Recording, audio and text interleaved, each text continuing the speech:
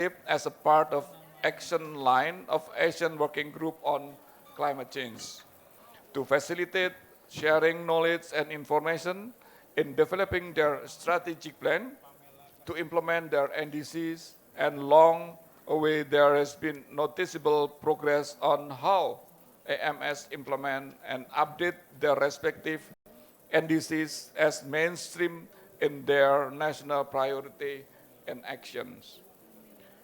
Facing 2020 as the starting year of NDC implementation and taking note of the development of climate long strategies, Paris Agreement Article 4.19, it is important for AMS to share their experience on including nature-based solution in strategic action to implement their respective NDCs. Distinguished participants, ladies and gentlemen, we are honored to host the ASEAN NDC partnership as a part of regional effort on the implementation of a Paris Agreement. We are welcoming the representative of fellow ASEAN member states, will full of grateful to showcase how nature-based solution is implemented on their respective NDCs. Furthermore, we are also grateful to have representative of Chile as a COP25 presidency and representative of Costa Rica as co-chair of the NDC partnership to share their vulnerable experiences. Distinguished participants, ladies and gentlemen, we are hoping that this event could contribute positively to showcase ASEAN member state effort in integrating nature-based solution to its NDC and further enhancing the ambition, and also to share knowledge and experience from another region. Finally, I hope we could produce a productive and fruitful discussion during this event. Thank you very much. Wassalamualaikum warahmatullahi wabarakatuh. Thank you very much for Mr. Rwanda for the welcoming keynote speech. And now I would like to invite from Cambodia, Dr. Van Monyet. I'm sorry if my name, to give not an overview of ASEAN cooperation on climate change.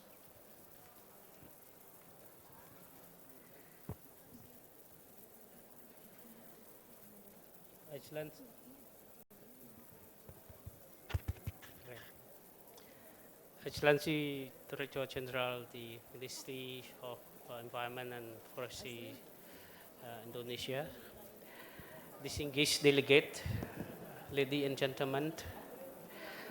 First, I would like to express my appreciation to the organization team and the sponsor for this meeting for the excellent arrangement and hospitality.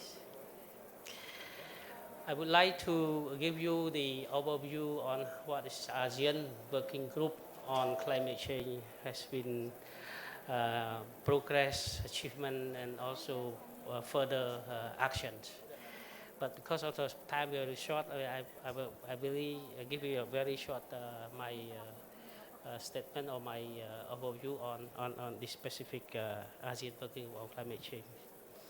You know, ASEAN Working Group on Climate Change Action Plan serve as the blueprint for the action addressing the impacts of the climate change in ASEAN and ensuring effective cooperation among ASEAN's member states through implementation of the projects, activities, and the 5 systematic through the adaptation, resilience, mitigation, technology transfers, climate finance, and cross-several coordinations and global partnerships. For the review of the ASEAN Working Group on Climate Change action plans, I would like to highlight this action plan in line with the latest the development in global agendas such as UN SDG, Sustainable Development Goals, Paris Agreement. Namely, we make our structure that the highlight with the long-term, the planning and assessment and disease, cross-sector coordination, capacity building, climate change, finance, protected of natural resources, and engagement of the other stakeholders. With regard to the garnering the support from international partners, I would like also to say that the working group, ASEAN working group, continue to engage the rank of the development partners, such as the UNFCCCs, Asian Development Bank, GIZ, JICA, and EU mission to bring the resources to help the ASEAN member states delivers on the action plan item. ASEAN Climate Change Partnership also help the ASEAN members, ASEAN Climate Change Partnership Conference also was organized the 2018 by Philippines, and in 2019 by Singapore as the indicate forum of the ASEAN Working Group on Climate Change. Relevant sector bodies and dialogue and development partners to exchange information and review, and also have in-depth consultation regarding the support and the partnership to contribution to the ASEAN Working Group on Climate Change Action. Additionally, Singapore worked with the EU missions to ASEAN and ASEAN Secretariat to convene the ASEAN Working Group on Climate Change, and EU working within April 2019 in Jakarta to discuss collaboration opportunity between EU and ASEAN Working Group on Climate Change, national focal point, implementation of the project under the ASEAN Working Group on Climate Change Action Plan.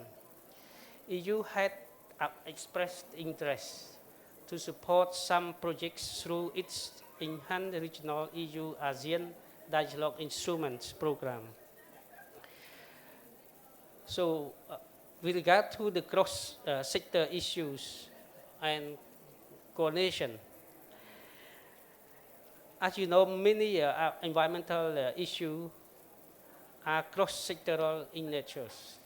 Among the most prominent cross-sectors environmental issues are climate change, marine debris, and circular economy.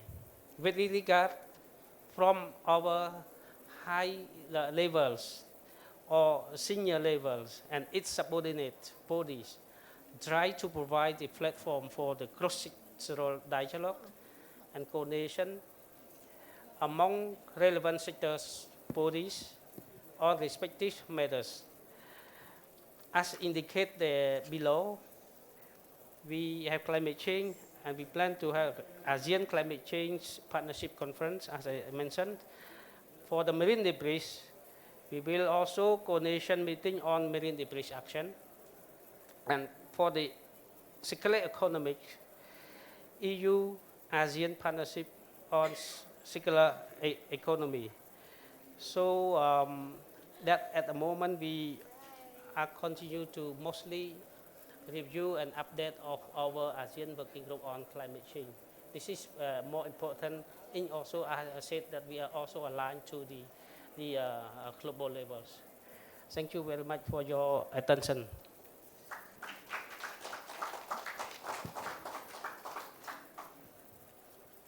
Thank you very much, Dr. Fan. I'm sorry if I'm mispronouncing your last name. He's the chairperson of ASEAN Working Group of Climate Change. And now we are going to continue our next session. I would like to invite the speakers first from Indonesia. Ms. Emma Rahmawati, the Director of Climate Change Mitigation, Ministry of Environment and Forestry of the Republic of Indonesia. Please join us on the stage. And next is from Brunei Darussalam, Mr. Izanuddin Bujang, Agriculture Officer from the Department of Agriculture. Please join us on the stage. And the third speaker will be from the representative of Chile, Ms. Soledad Palma. Please join us on the stage. I would like to invite the moderator of this session, Mr. Efran Shah, Senior Advisor to the Minister of Environment and Forestry. So this session will be led by Mr. Efran Shah. To Mr. Efran Shah, the floor is yours.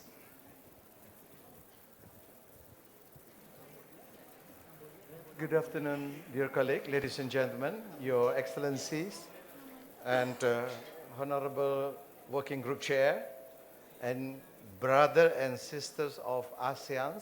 Greetings, ASEAN, and you are all most welcome. It's our privilege having you here in this pavilion of Indonesia. Before touching the subject matter, can I just have several attention?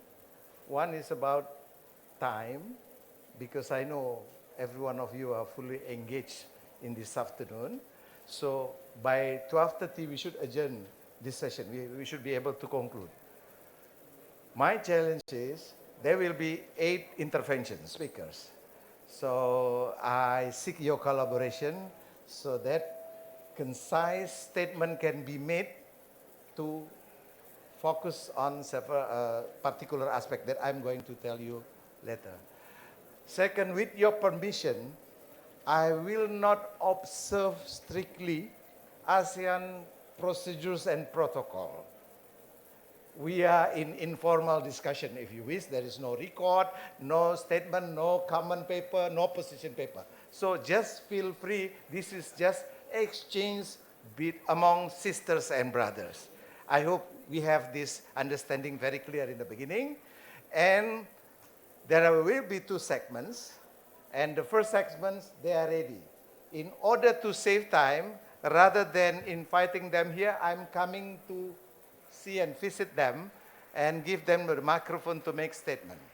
So there will be 2 areas to touch upon, if you will agree with me, as provided by the organizer of this session, is that you will give us key features of the policies framework involved within the context of your NDC in respective countries. Of course, please feel free to refer to other neighboring NDC if you wish. And then, how do you see the implementation and the strategy to implement that in the near future? Kindly please focus on that, because if we say ABC, then there will be not enough time for 8 speakers. And we should allow a little bit room for discussion, for question and answers.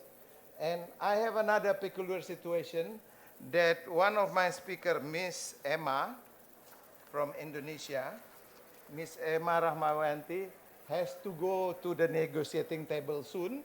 So I have to allow her to make her intervention. So I'm coming to you. I'll give you this microphone. You will kindly enough. Hello.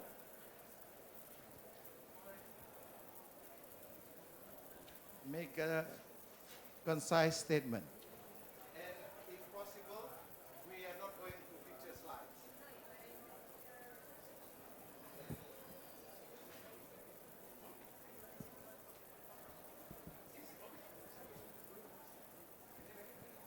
Thank you very much. Good afternoon, colleagues. It is an honor for me to be here to share with you our views on, if we refer to the title of this event is on the enhancing ASEAN member states' ambition through nature-based solutions.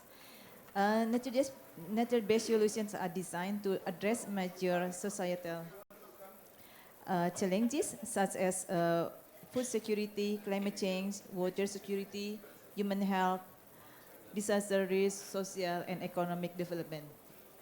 Uh, with regard to this nature-based solution in the context of our NDC, the first NDC of Indonesia, we have a policy for mitigation then and also adaptation which have a relation with the principle of nature-based solutions. For NDC mitigation, we have a target to reduce GHG emission 29% against the BAU baseline unconditionally at year 2030. And focusing, if linked to this topic this morning, it is in the forestry sector. So we have actions on decreasing deforestation rates, enhancing the implementation of sustainable forest management, both in the areas of natural forests, which also include the decreasing forest degradation and also plantation forests, land rehabilitation, pit restorations. All those for mitigation action also under the REDD Plus activity.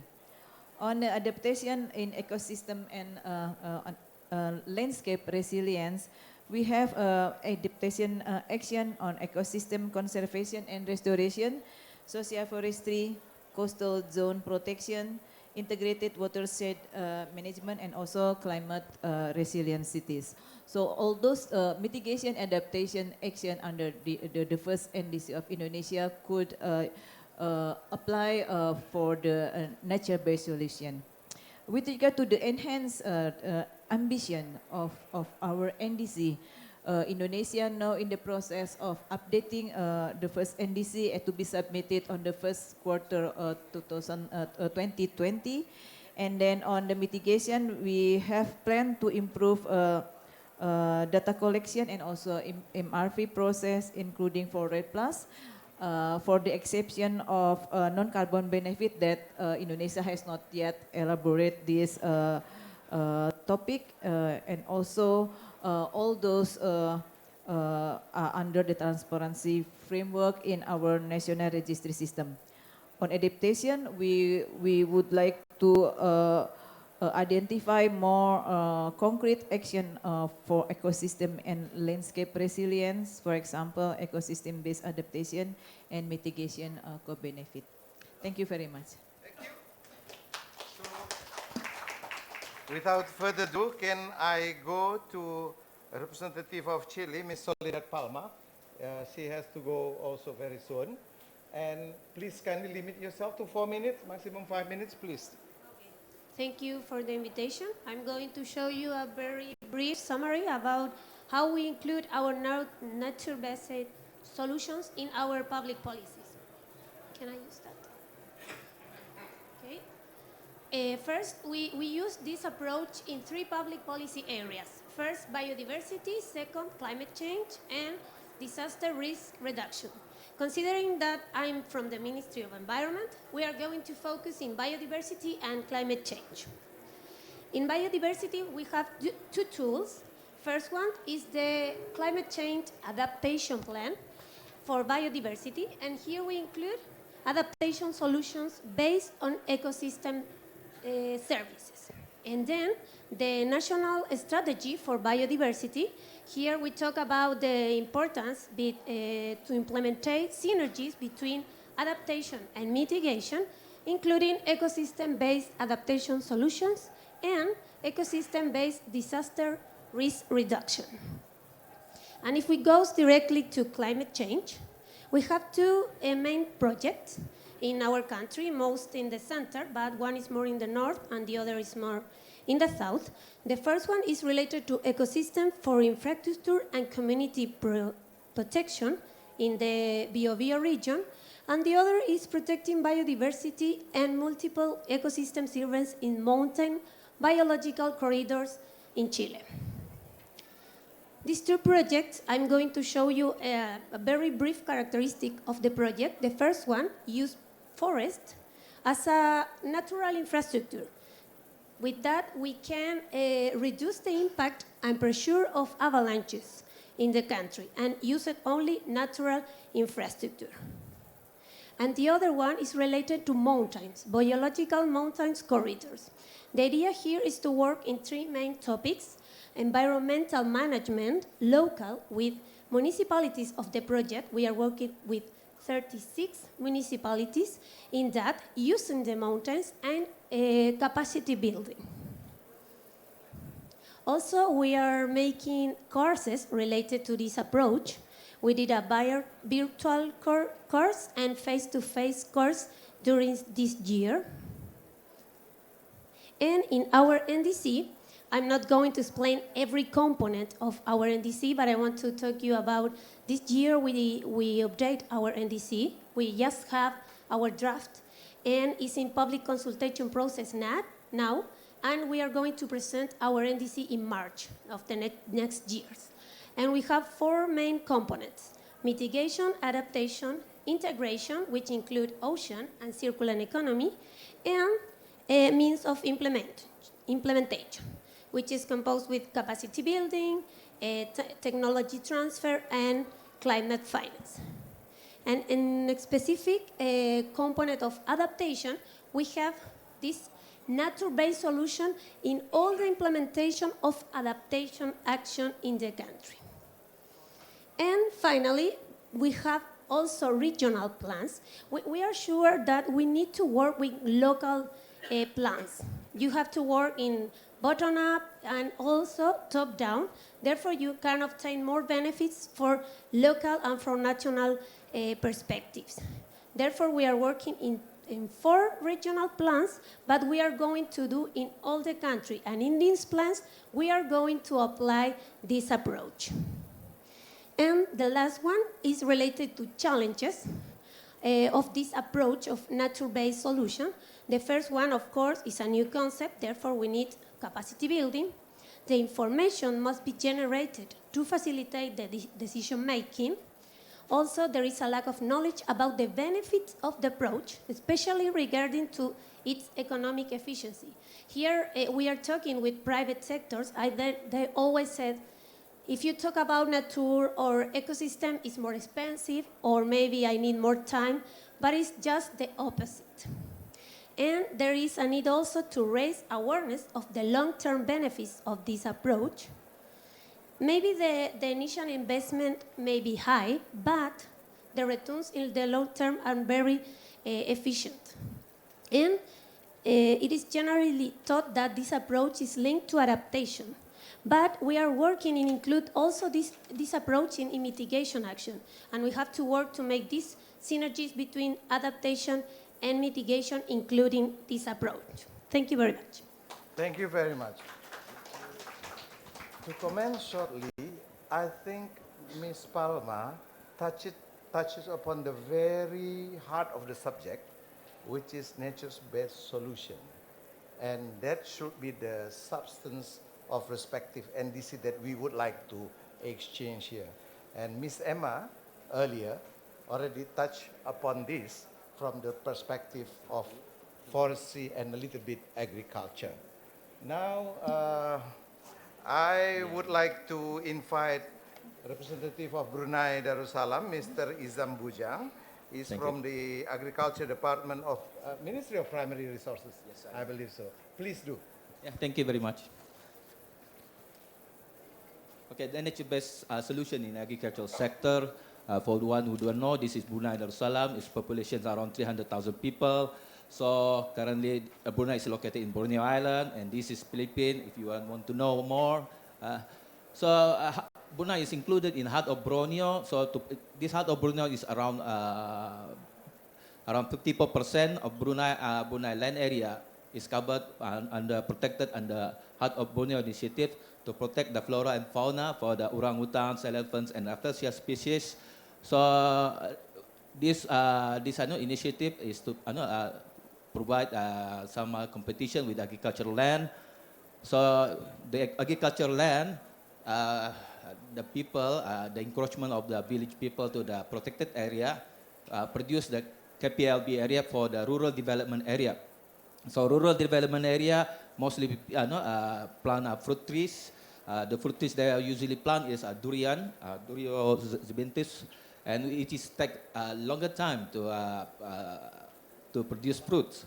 So they're practicing a treaty, which is tanam tinggal tua. In other English word, it's plant, live, and harvest. So most likely, most probably, they are organic farmers. So there are some social program in Brunei also planting a fruit tree as a planting as a landscape tool in mosque, school, and everything. And then one thing is the Rumbia program, which is important crops in Brunei.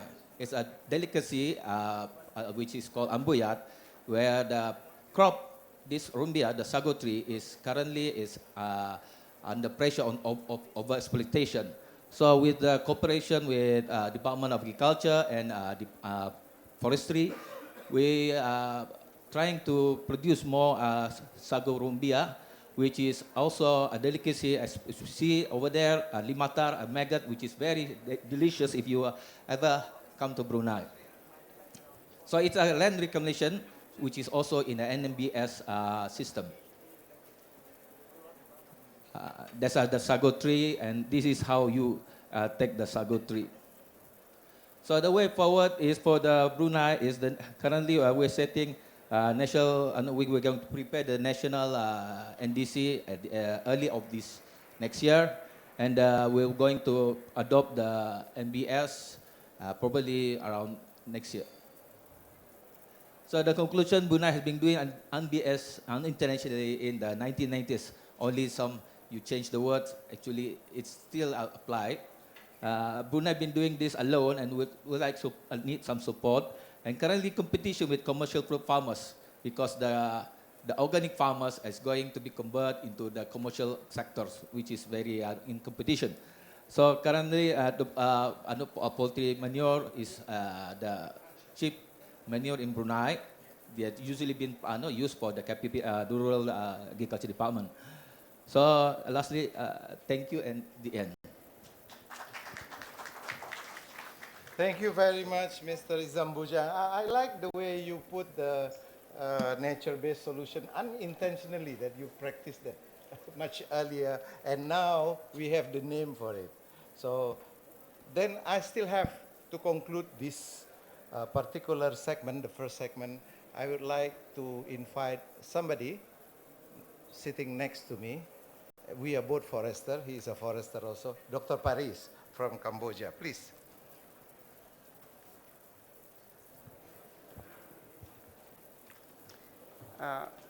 Good afternoon, everyone. Honorable Excellency Efra Jas, Senior Advisors to the Minister, distinguished delegates, ladies and gentlemen, it is my great pleasure, to share the experience related to nature-based solution in Cambodia. Based on the policy, from the government, as a question from the chairs, I would like to share with you that, Cambodia now, we are very strongly committed in the forest protections. So far, we have a very small area of protected area, but now, till now, under the leadership of the new Minister, Excellency Sai Sam-al, we have around 40% of our total surface area of the countries, a huge one. It is a commitment of the government so that we have opportunity to protect our forests properly. Very related to the nature, to the forest, as you may know, it plays a major role in the carbon absorption, part of the mitigation action, and then the same as the ASEAN country, that forest has that important roles. For Cambodia, we do both sides. It is an experience from Cambodia that we do with result-based payment, mandatory carbon market, and also we go for the voluntary carbon markets. First, let me touch based on the voluntary carbon market first. Cambodia, we have 7.5 million hectares of the protected area. Among that, we allocate 1.2 million hectares as a pilot size for the carbon markets, the three sides, And then from those, we generate our carbon credit and then have sold to international markets. Till now, we got 11 million US dollar already in hands. And most of the budget, go for the protection, conservation, and community development in the sites, in the three pilot area experience. And now, the three pilot areas are very successfully in terms of law enforcement and community development because we want our communities there have alternative job. Their children have opportunity to study. And we think our strategy is that in next 10 years, most of the people will move out from the forest and then looking for a better job in the urban area. So, our forest will be less burden. One thing. Related to the results-based payment, I would like to let you know that readiness phase, we are at the end of the finalizations. It means that our national red plus strategy has been done. Our forestry system in place, forest reference level, been submitted in long ago, and then now become, the international expertise from the NCCC come and forth to discuss on that, finalized already. And about the safeguards, safeguard system also is done in the last 2 months. It means that readiness for the Red Plus done. Now we are in the process of formulating the BUR, result-based payment. After that, we will apply for the result-based payment from the pilot program being opened by the Green Climate Funds. In conclude, I would say that, the forest in Cambodia now we are in the proper management, and then we will, build the sustainable financing mechanism, the both sides. One from the voluntary carbon markets, and then another one we're looking for the result-based payment under the Green Climate Fund as well. So it is, the experience that Cambodians done so far. And thank you. Thank you very much. I'm glad to learn Dr. Pari got money from 3 of his demonstration projects. Now, we need to shift. We go to the segment 2, and then all together, we'll have question and answer for a very short period. I know this is a very rush, but nothing I can do because this is a scheduled time within the Pavilion of Indonesia. May I call upon representative of Malaysia, Maximilian Conrad, the Principal Assistant Secretary, if any, representative of Singapore. Thank you. Please stay because we are going to entertain question and answer. Dr. Paris, please stay. Over there, if you wish. Yeah. Singapore, Mr. Hassan Ibrahim. Please take a seat. And then representative of Vietnam, Mr. Phu Duc Dam Quang. We have Costa Rica, Andrea Meza Morillo. Are they here? Yeah. Andrea, oh yeah, you are there. I see. Okay. And the name is?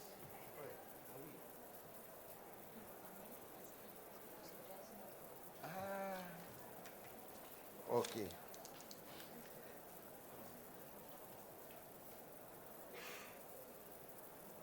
It's an honor to have Ms. Pamela Castillo, the Vice Minister from Costa Rica, here with us. Let me just briefly remind you, we are talking about natural-based solution within the context of NDC. So please straightforward, give us key features of your NDC relating to that, and then what would be the gap in welcoming 2020 or strategies that you would like to see. And then at the end, for our discussion, please think about something to forge our partnership in working together towards common achievement. Something like that. I hope it is simple. And then please restrict your intervention to 5 minutes to allow a discussion. Now, can I call upon again our friend from Malaysia, Maximilian Conrad, please. You have something here?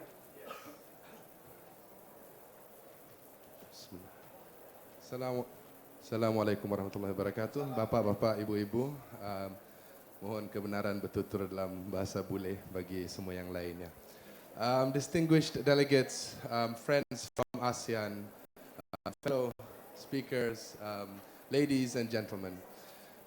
I'll be giving a brief presentation on Malaysia and how we are going through the NDCs using nature-based solutions. Ladies and gentlemen, Malaysia has over 50% land mass is forest. We've committed to this in 1992, our Prime Minister then in Rio. And I'm proud to say that we still are more than 50% land mass under forest cover. We have over 15,000 flowering plants and over 2,000 fauna, recorded species. This does not include our invertebrates, which includes about 150,000 species. We have, as to date, 2 UNESCO Natural Heritage Sites, 7 Ramsar sites, and locally we have designated 63 different national parks, state parks, and wildlife reserves. Our forest contributes to over 40% of our nationally determined contributions, achievements, which is why, suffice to say, that we believe our forest would be the best nature-based solution for our country. Forest management in Malaysia has a long history, and it's a serious matter to our country. We've had our Matang Mangrove Forest Reserve in 1905, and it is today one of the best managed mangrove forests in the world. We have a lot of cross-cutting legislation, policies, and institutional arrangements, which all come together to help maintaining a balance in development plans as well as forest management. And we have been improving our forest management through developing Malaysian criteria and indicators for forest certification, which mirror the ITTO criteria. And we also have local indicators for sustainable forest management. And just to mention that we have Malaysia's first certified tropical rainforest, or the world's first certified tropical rainforest, was in Malaysia in 1997. Being a country that has 3 different regions, for those who know, for those who don't, we are divided by, we consist of 3 different regions, including Peninsular Malaysia, which has around 12 different states. Then we have, in Borneo, we have the region of Sarawak and the region of Sabah. So we have 3 different main legislations that help us coordinate our forest management, which is the National Forestry Policy 1978, which was amended in 1992. We have our National Forestry Act from 1984. We have our Sabah Forestry Policy, which was just highlighted in 2018, and the Forest Policy of Sarawak 1954. Now, all these are very important legislations which help us manage all our different types of forests, and they're crucial in helping us fulfill our environmental, social, and conservational needs, while at the same time meeting our national economic production goals. Part of our NDCs, or part of our nature-based solutions that we realize one of our biggest problems with our forests is due to our development, there has been some form of forest fragmentation. And this could lead to reduced resilience to the forest in light of climate change. Thus, Malaysia has implemented 2 mega initiatives.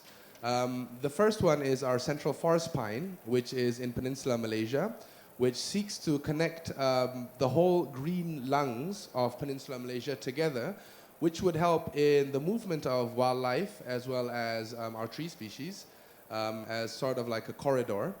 And the second is in collaboration with Brunei and Indonesia, is our Heart of Borneo program, which sees our countries come together in order to ensure that our main forest areas do not become fragmented and the wildlife and the biodiversity inside can continue to thrive. And the aim of both projects are in building connectivity between the forest to increase the forest resilience towards climate change, as well as, most importantly, sustaining our ecosystem services. Now, the commitments under Malaysia moving forward under our NDCs are mainly to continue maintaining our 50% forest cover, and also to maintain 20% of our land area as protected area or other effective area-based conservation measures, which is higher than what is required under the CBD Convention. We also, this will also help us expedite transition into a low-carbon development pathway while still maintain our contribution, or the forest contribution, to the achievements of our NDCs. However, being a developing country, we still have competing interests for forest land due to development needs, and this would be one of our biggest gaps. So support is very much welcome. It is very much needed in order to achieve these commitments, and moving away from this notion that Malaysia seems to be viewed as a major almost developed country, thus because of that, support doesn't come to us much, and that is one of our biggest gaps. It is to note that Malaysia, we have a lot of states under us, and the forests are under the purview of the states, and we help to guide them in order to develop good mechanisms to protect our forests. However, without proper support from the international community, it would be very hard on our end. So these are our main gaps. So, ladies and gentlemen, with that, I thank you.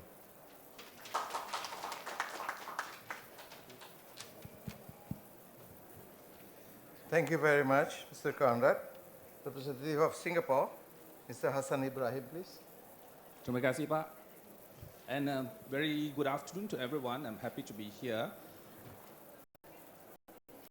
If I may start, basically, my name is Hassan. I'm from the National Parks Board of Singapore, a statutory board that deals with the greenery and biodiversity conservation of Singapore. So I'm not from the Ministry of Environment, which is kind of unique for us. We report to the Ministry of National Development. Now, just a little bit about Singapore before I start on our experience on nature-based solutions. For most who may not be familiar where Singapore is, it's basically within the ASEAN region itself. We sometimes call ourselves a little red dot because we're pretty small as compared to all our other brothers and sisters. We're just about 720 square kilometers. We enjoy a tropical setting in a sense, but we are highly urbanized and densely populated as well. It's about 8,000 persons per square kilometers. So we have no hinterland, no natural resources, but we still enjoy relatively high native biodiversity, which in that sense, then the nature-based solutions is an important element in our context. And in most cases, when we experience or when we hear about what Singapore is this is the common picture that people usually see, highly urbanized with a lot of buildings and people living on top of one another. But what most people may not be familiar with, we also enjoy a lot of greenery around us. We have a green lungs right smack in the middle of the country, which is our nature reserves. And in that sense, that also play a very important role. The common challenges that we face, we are low-lying islands, and being an island by itself, so we face a lot of issues on coastal erosion. We have problems with sea level rise, and even cases where we have flash floods and temperature rise.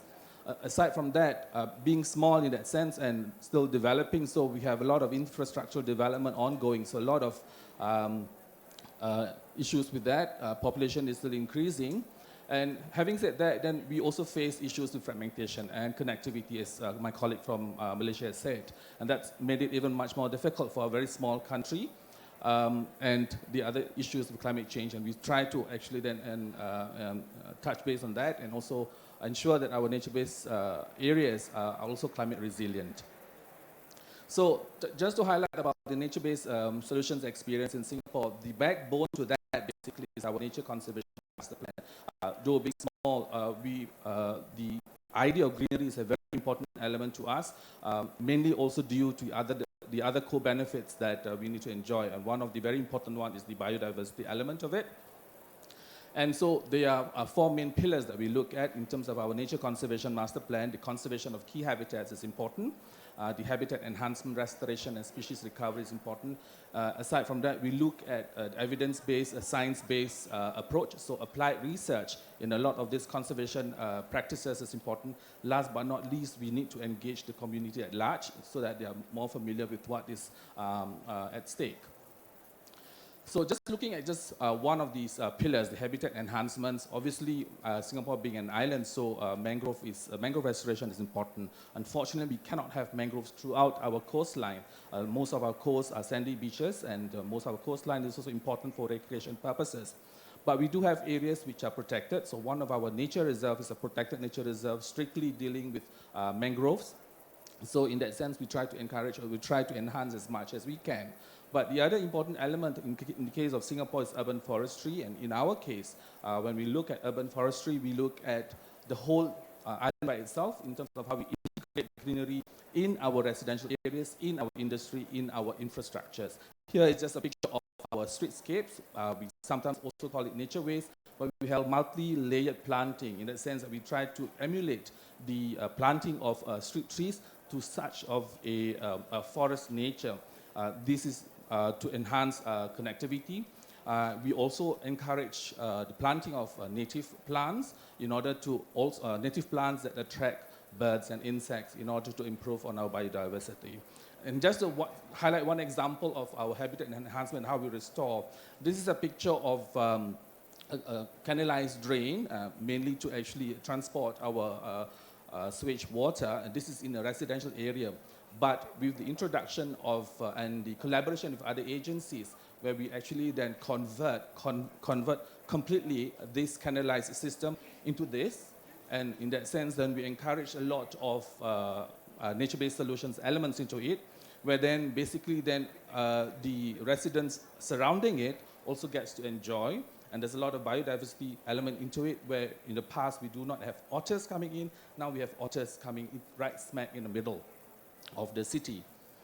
At the end of the day, what we wish to, and as part of our experience with nature-based solution, is to infuse a lot of biophilic principles into our built environment. And when we talk about biophilia, in that sense, we're trying to bring nature closer to the residents, to the residents at large. The first one on the top left is an example of a hotel, where now hotels are even encouraged to have a lot of greenery surrounding it.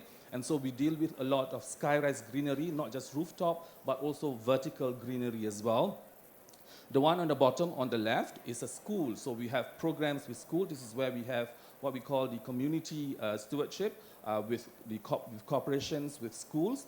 And so schools are even encouraged to actually have elements of greenery within their own premises. The one on the top right, that is actually a residential community where we actually then introduce basically a lot of greenery into it, and also to encourage a lot of involvement among the communities. Last but not least, the bottom right is actually a hospital. And we find that the element of health is getting very important. Singapore being highly urbanized with a lot of population, so a lot of people get sick. So in that sense, visiting hospitals should not be one where we just, to get yourself healthy with the element of medicine. But we find that greenery does help. So now a number of hospitals are including a lot of this green element into their landscape as well.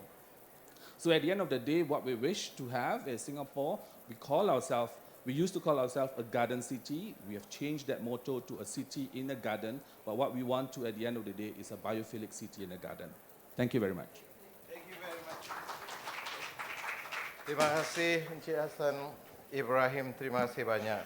And now, my last speaker on the list is Miss Pamela Castillo, the Deputy Minister from Costa Rica.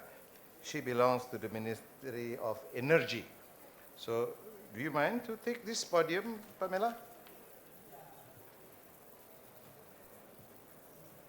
Good afternoon, and thank you for the invitation of sharing our experience and nature-based solution and how to be more ambitious in our NDCs.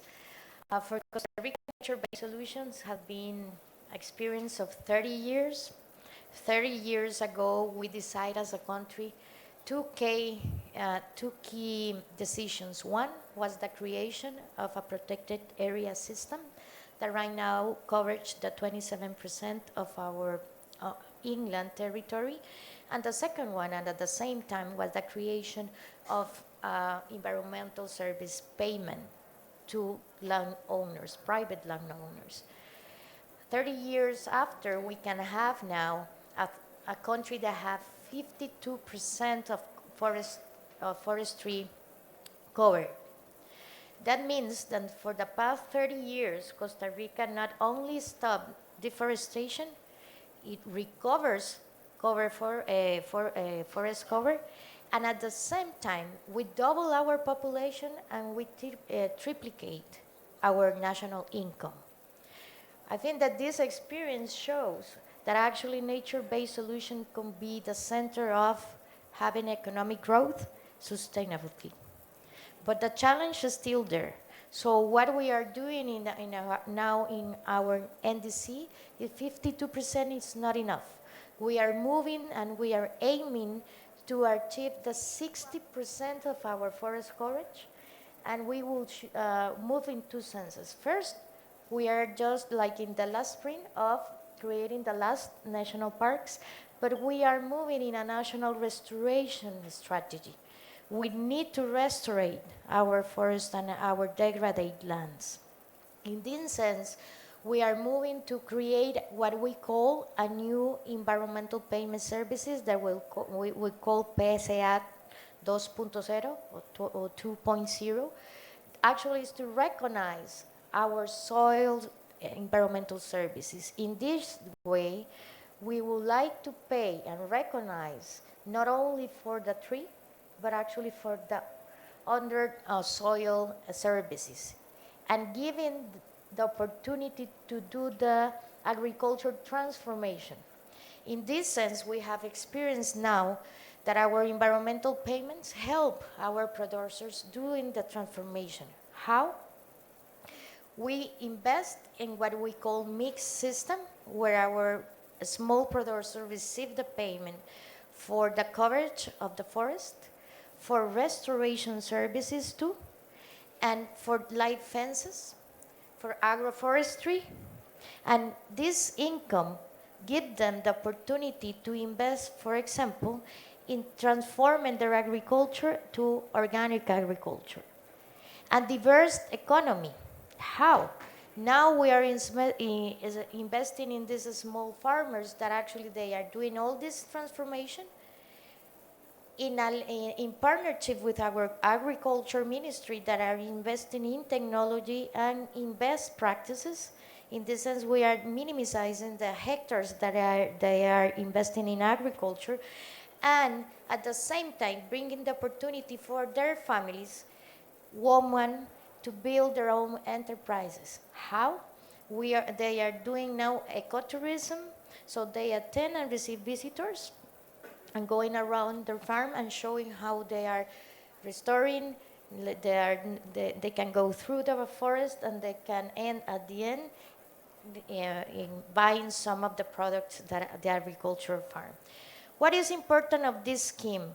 This scheme shows us the nature-based solution is not only about environment, it's not only about climate change, it's all about how to bring prosperity, new employments that can give us the opportunity to transform our economic model to one that is sustainable.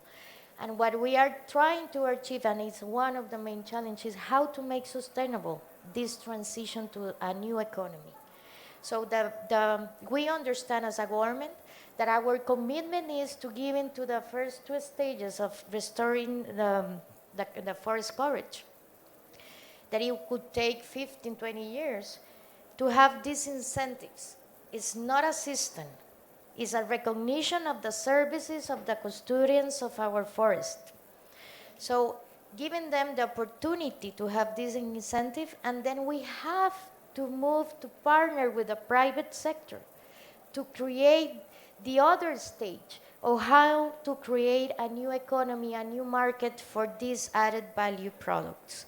So it's a partnership between public and private, but it's actually including everyone, the small to the big one, and understanding that nature-based solution is what 30% of the action, climate action that we should be doing, moving through. But at the same time, it's only we are investing as a world only 3%. We have to commit now to mobilize more resources to increase this action in our indices, but actually in our national planning too. We don't have time, and we cannot lose our forest that's still there. And we need to move to recover, because we are not only losing carbon, we are losing biodiversity, we are losing a lot of more services. That is actually where our wealth and our health depend on. So we are talking about environmental security, we are talking about food security, so we should act now. So that will be my message. Thank you. Thank you, Ms. Castillo, from seeing much more clearly the perspective of nature-based solution from the angle of economic enhancement of sustainable economic development. We are going to go embracing the floor, if you agree with me. Very straightforward. Can we seek clarification first? Any clarification need to be done by representative of Brunei, Cambodia, and Chile? Is that any of participants want to seek clarification? If not, we go. Any questions for Malaysia, Singapore, Vietnam, and Costa Rica regarding the presentation? So it's crystal clear. So now comments and suggestions or recommendation. This is about how you are going to do it in your country. But my question is, how about if we will have to do it together?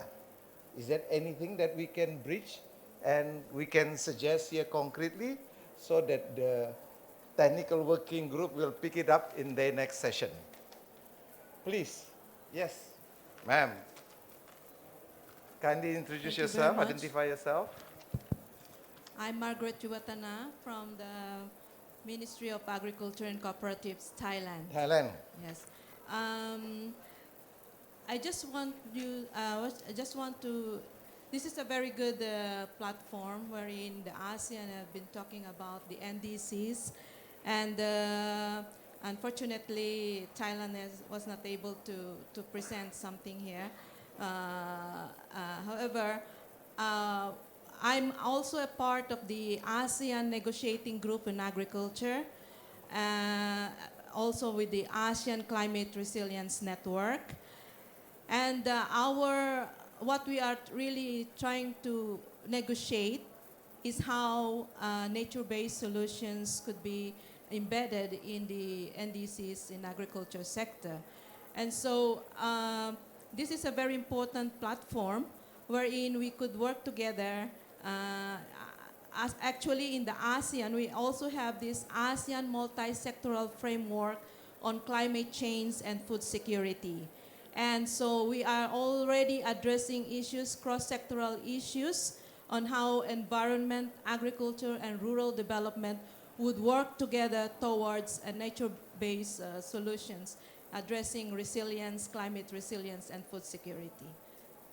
For information. Okay, okay. So you are saying we already started doing things in ASEAN member states, and you are mentioning two particular framework that we are trying to develop. We have even developed. So now we have to build on that. That is the point. Point taken. So can I check, is that Miss Rachel Mamba of UK is here with us? Do you mind if I invite you for an intervention? Please.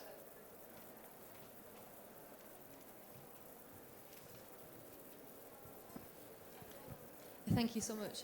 My name is Dr. Rachel Mumba. I am the Deputy Director for the International Environment Convention's 2020 team in the Ministry of the Environment in the UK. Thank you very much, and thank you for this really fascinating discussion. I've been very heartened over the last few days to see quite so many discussions on nature and nature-based solutions. I think that's very good. We are in the UK at the minute in the middle of the pre-election period, so I'll have to keep my remarks fairly brief. But just to say that this is a very important agenda for us, and we look forward to working with all countries next year to make this a success. And it's very interesting and useful to hear the work that's going on in other countries and the suggestions of how we might do that. Thank you. Thank you. Thank you for such words of encouragement. Is there any other word of encouragement or suggestion from our brother, please? Yes, thank you very much. I am Itabutu from Ethiopia. Ethiopia. Yes, Red Plus coordinator. I'm happy really to be here. You had really brilliant presentations. I would like to thank you for that. We have been dealing with Red Plus, and now we are also now talking about nature-based solutions. I know nature-based solution is a bit broader, but how are we going to really take these two important approaches together? Red Plus NBS and Red Plus. Plus and NBS. How are we going to really take them together or integrate them? I don't think we can integrate because there is already a mechanism in the official UN process. So I have a question. Really. How are we going to I got it. So we have 3 words of encouragement from our colleague, and then there is a challenge about NBS in relation to Red Plus, which seems to be compatible to me. But anyway, any expert here would like to explain? Faisal, you're going to try about that? Not NBS and Red Plus. Anybody? Red Plus and NBS? This should be an expertise in-house. My friend, please. Malaysia. Hi, thank you. Thank you to our brother from Ethiopia. I'll try and see if I can answer that. My answer might not be general enough for all the other countries, but I can try and address that for what we're trying to do in Malaysia. So as you mentioned, when we talk about nature-based solutions, it is on a much broader scale. It is encompassing whatever that we can look at how nature can be a solution in order to mitigate or to adapt to climate change. And it depends on how you look and how you prepare your NDC, I would guess, in that manner. So like for us, with our NDC, we don't specifically focus on adaptation, we focus more on the mitigation component. So when we talk about our forests, we're looking at how much the forest, how much CO2 or how much emissions it can absorb and how it can be a sink to our country. So when we're talking about Red Plus, then what we are also trying to develop in our country is to understand how we can help incentivize, as I mentioned earlier, a lot of our forests are under our states, and we want to incentivize the states in order to manage their forests properly. So that is where we then are trying to bring in Red Plus in order to then help fund or incentivize our forest managers, be it the local community, be it the states departments, in preserving the forest. So to us in Malaysia, it can go hand in hand, where Red Plus will be part of the bigger picture of our nature-based solution. But again, it would depend exactly on how you define your NDCs in that manner. Please correct me if anyone else has a different view. Thank you very much.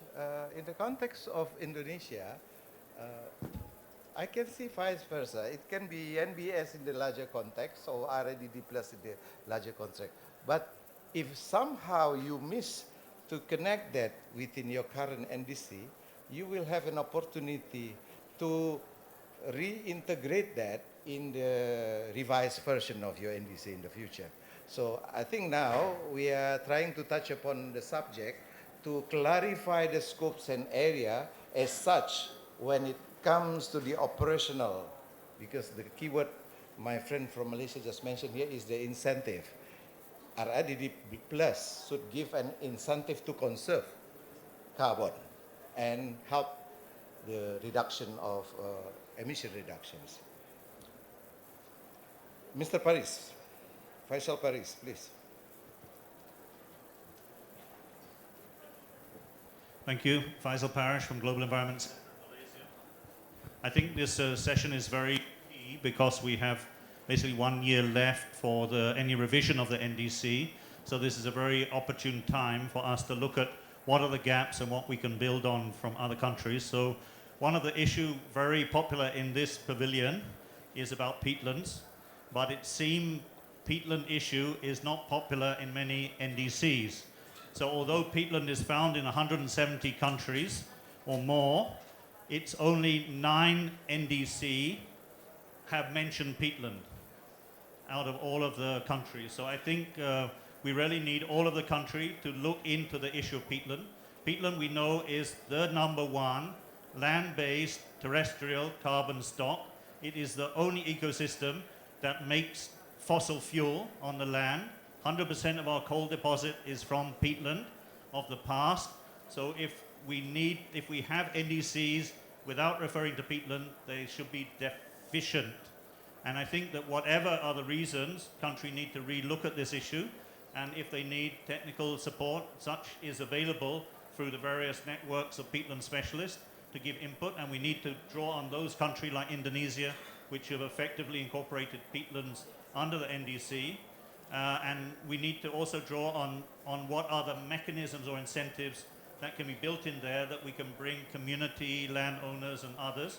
So I think Costa Rica just shared some of the experience about the payment for ecosystem services, payment for land management.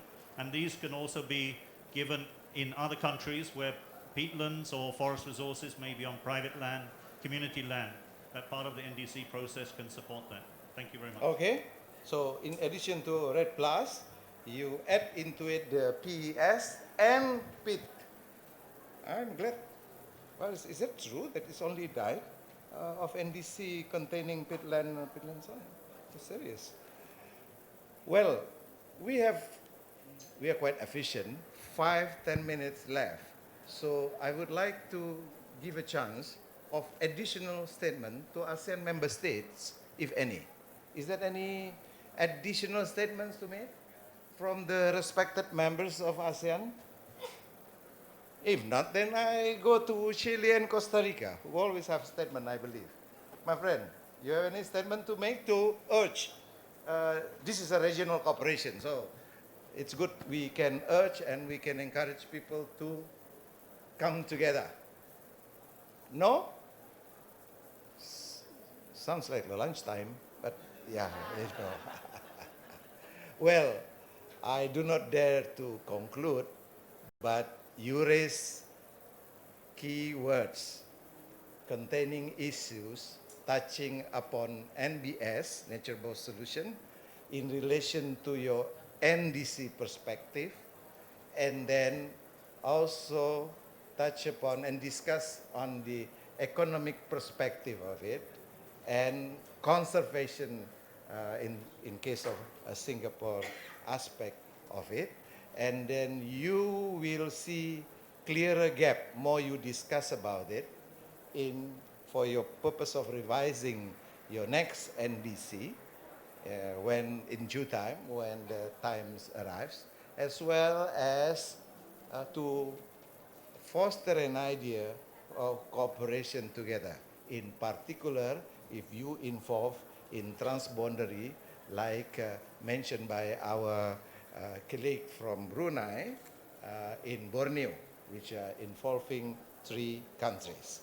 So, anybody would like to add or to correct my red pub, if you don't mind? I just recognize my dear friend, Amy Hafil. I'm very proud of her because she is a long-time activist in the country. Amy, you are here. Thank you very much. You want to say something? This is our ASEAN, they are lovely ASEAN friends. Lovely. So thank you very much. I hope to see you again. And next time, if I can suggest or criticize, can we do it in a better way? We organize better because we are struggling to find a representative to entertain our session. Remember, Pavilion of Indonesia is always there, and it's also for you, our beloved ASEAN member states. Thank you very much. Thank you. I'll see you again. Thank you very much for the delegates and speakers. Now we'd like to have a token of appreciation from the Minister of Environment and Forestry given out to all the speakers. So please to the speakers, join us on the stage again because we are going to give out a token of appreciation from the Minister of Environment and Forestry. Come. In the middle. And now I'd like to invite Mr. Adi Wardoyo to hand out the token of appreciation.